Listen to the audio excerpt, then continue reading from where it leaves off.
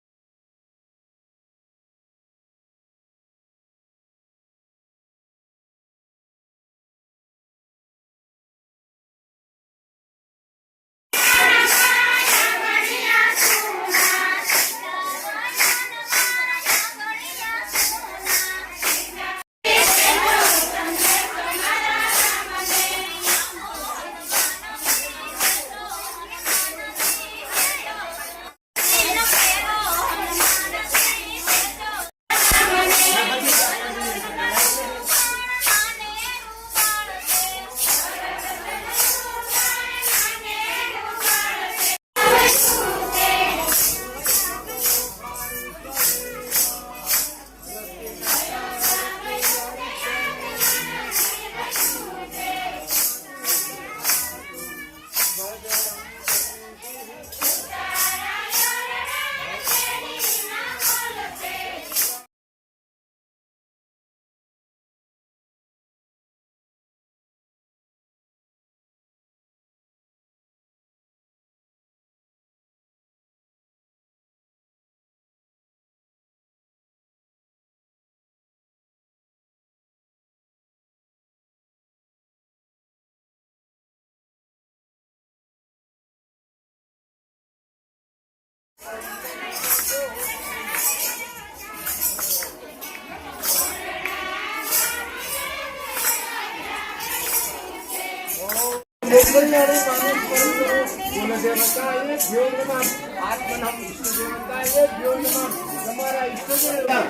मंगल मांगल्ये शिवे सर्वार्थ साधके शरणे त्र्यंबके गौरी नारायणं लंबोदरं विष्णु विघ्न विनायकं धूमकेतु शमनार्थे सुख समृद्धि औषधि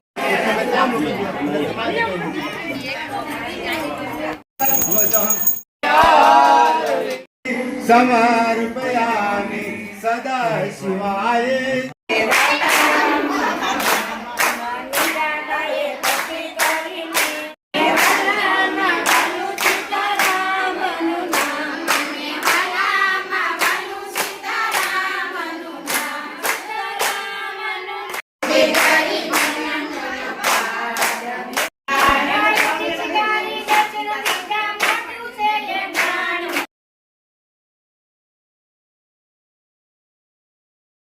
अभिवंदनम देवाभिवंदनम देव मंगलायतनो हरि मंगलम भगवान शंभो मंगलम वृषभध्वज मंगलम पार्वती नाथो मंगलायतनो हरि सर्वात् शार्दिके शरणे त्र्यंबके गौरे नारायणी नमोस्तुते नारायणी नमोस्तुते।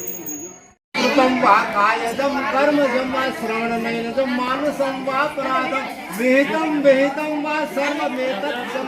ओम अनंत कोटि प्रार्थना पूर्वक नमस्कार हम करें।